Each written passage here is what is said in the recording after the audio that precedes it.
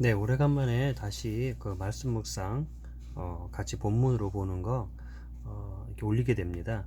제가 사정이 있어서 그동안 못 올렸는데, 자, 오늘 본문은 자, 마가복음 7장 10절에서 13절 말씀이고요. 이 본문은 그 7장 1절부터 시작되는 그 바리새인과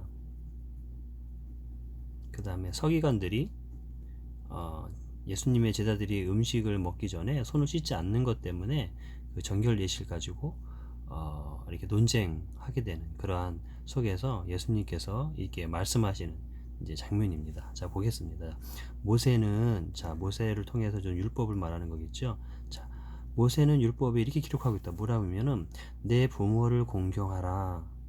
그리고 또 아버지나 어머니를 모욕하는 자는 죽임을 당하리라 라고 해서 부모에 공경하는 것이 얼마나 중요한지에 대해서 이렇게 말하고 있다라는 거예요.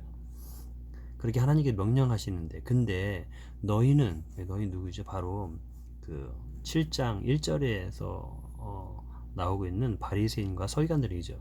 서기관들이 이렇게 가르친다는 게 어떻게 가르치냐면, 어떠한 사람이 아버지나 어머니, 부모님에게 이렇게 말합니다. 뭐냐면 내가 드려 유익하게 할 것, 이거 뭐냐면 부모님께 마땅히 유익하게 드리려고 하는 것, 공경하려고 하는 그것이 있어요. 근데 이것을 내가 하나님께, 그것이 하나님께 드린 것입니다. 그거를 바로 고르반이라고 얘기하거든요. 내가 이것을 하나님께 드린 고르반입니다라고 이렇게 말하면, 그렇게 말하기만 하면 그만이다. 이 그만이란 뭐냐요? 12절에 보면 자기 아버지나 어머니, 부모님에게 다시 아무것도 하여 드리기를 허락하지 아니하여. 그러니까 한마디로 얘기하면 부모님 앞에 드리려고, 마땅히 드리려고 할 그것이 내가 하나님 앞에 이거는 고르반으로 구별된 거예요. 그렇게 말하기만 하면 부모님한테 안 드려도 된다라는 거죠. 자, 이 부분에 있어서 좀 더 보면 먼저 이렇게 고르반이 뭔지에 대해서 우리가 한번 살펴봐야겠죠. 이 고르반이라는 것은 하나님께 드린 것으로 예물이라고 한마디로 표현할 수 있어요. 이 예물에는 제의적인 의미에서의 재물도 포함하고, 그 다음에 뭐 재물이면 가축도 있고 곡물도 있고 뭐 그러겠죠. 그 다음에 여러 가지 물건 하나 앞에, 그 다음에 뭐 돈일 수도 있고요, 음식일 수도 있고요, 이런 것들이 있죠. 자, 이것은 하나님께 구별된 고르반입니다 라고 이렇게 선정한다는 거예요. 근데 이렇게 말하는 것에 두 가지 해석이 있는데, 제의적인 의미에서, 그러니까 제사죠. 하나님 앞에 제사로, 제물로 드리는 거죠. 이런 의미에서 이것을 구별하여 고르반으로 드리려고 할 때, 그 다음에 두 번째, 이 고르반, 이 예물을 제의적으로 드리지는 않지만 이거는 하나님 앞에 구별된 의미에서의 고르반입니다 라고 그렇게 그것을 선언해 버리면, 이거는 사람이 그 물건에 대해서 함부로 사용할 수 없는 거예요. 어쨌든 결과적으로는 이 두 개 다 하나님 앞에 드려진 예물이겠죠. 이렇게 드려진 예물은, 하나님 앞에 드려진 이 예물로 내가 드려지면 부모님한테 마땅히 공경을 하지 않아도 이걸로써 부모님을 공경한 것으로 여겨지게 지금 바리새인과 서기관들이 그렇게 지금 신앙을 가르쳤다라는 거예요. 그것이 하나의 전통이 된 거죠. 아마 지금 이거는 제 해석인데, 추측인데, 그 민수기 6장에 보면 그 나실인이 나옵니다. 이 나실인은 그 어느 특정 기간 동안 하나님 앞에 자기 자신을 헌신하여 구별된 삶을 사는 거거든요. 이 사람들이 이 나실인의 기간 동안, 서원한 그 기간 동안 자원하여 서원하는 건데, 이 기간 동안 그 많은 것들이 있으나, 그건 뭐냐면 포도주, 그다음에 독주. 이 포도주는 뭐 포도열매, 하여튼 포도나무에서 열리는 모든 것들은 먹지 말게 돼 있어요. 그다음에 독주. 그다음에 머리카락을 깎지 못하게 됩니다. 예. 삼손이 그래서 머리 깎지 않았죠. 네. 그다음에 이들은 또 시체를 가까이 하면 안 됩니다. 예, 부정하게 되죠. 근데 이때 이 시체를 가까이 할 때 부모님이 돌아가셔도, 그 다음에 자기 형제가 죽어도 가까이 할 수가 없어요. 이 얘기는 뭐냐면, 장례를 부모님이나 형제가 죽었을 때 장례도 함께 치를 수 없는 거예요. 예.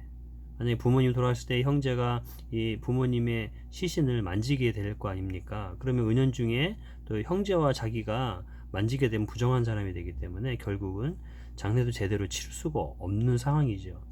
예. 나시린의 서원이 하나님과 나 자신 앞에서의 이때 관계적으로 구별된 삶을 살겠습니다라고 그렇게 선언했기 때문에, 하나님이 우선순위로 선언했기 때문에 그렇습니다. 이런 관점에서 한 사람의 나시린이지만, 이런 관점에서 하나의 물건도 이 나시린의 서원처럼 구별하여 고르반이라고 했을 때 이것이 하나님 앞에서 나시린이 우선순위 되는 거죠. 우선순위 하나 앞에 드려졌기 때문에 마땅히 부모님한테 공경하여 이거 드리지 않아도 드린 것으로 여긴다라고 하는 그러한 신앙적인 그러한 헌신의 어떠한 그 태도를 보이려고 했던 것 같아요. 예. 이것이 신앙생활 안에서 더 거룩하게 그러한 전통으로 만들어졌는데, 이것이 결국은 무슨 일이 생기냐면, 부모님을 마땅히 공경해야 되는데 공경하지 않는 하나의 변명이 돼버리는 겁니다. 합리화가 돼버리는 거죠. 그래서 13절에 이렇게 말합니다. 너희가, 여기 바리새인 말합니다. 너희가 만든 그러한 전통, 너희가 신앙생활을 잘 하려고 그렇게 만든 그 전통이 오히려 하나님의 말씀을 폐하는 일이 생겼다. 지금 부모를 공경하라는 이 말씀을 오히려 폐하고 있다. 근데 이렇게 너희들이 만든 신앙적인 전통이 좋은 의미에서만 잘 전해지면 좋은데, 오히려 그것이 하나님의 폐하는 그러한 일들이 많이 행한다라고 얘기하고 있습니다.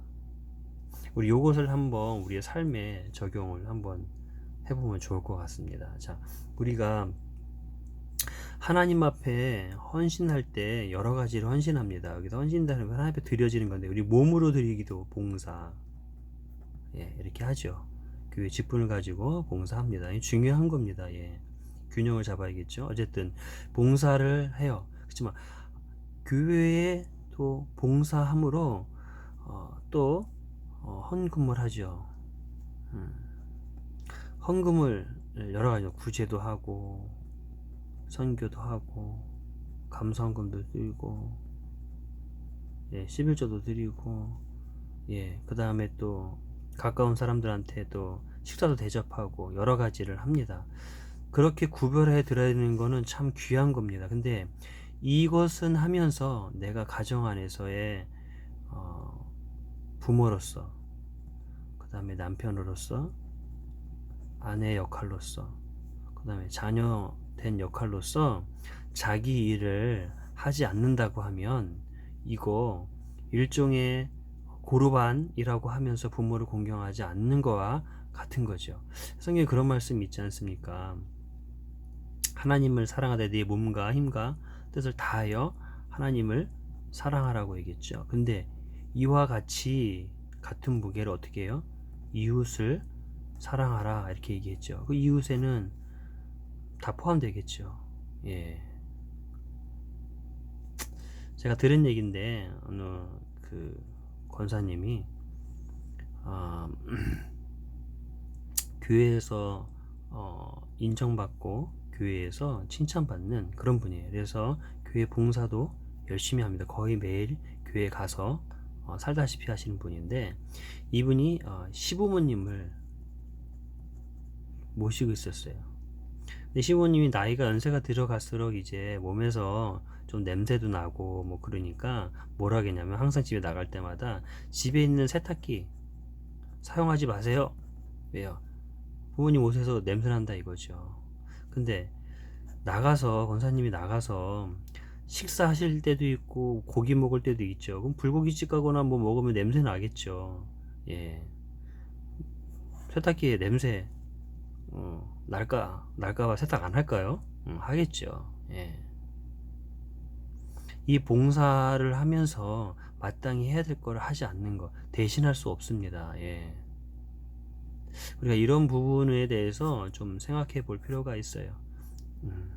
결국은 이런 고르반 또 이런 잘못된 헌신이 하나님의 말씀을 오히려 왜곡시키고 자기의 신앙을 잘못된 길로 가게 만들 수가 있기 때문에 우리가 항상 신앙생활을 할 때 한쪽으로 치우치지 아니하도록 잘 균형 잡혀서 말씀 안에서 행하는 게 중요하다라고 오늘 이 말씀을 통해서 그렇게 같이 한번 묵상해 봅니다. 예, 감사합니다.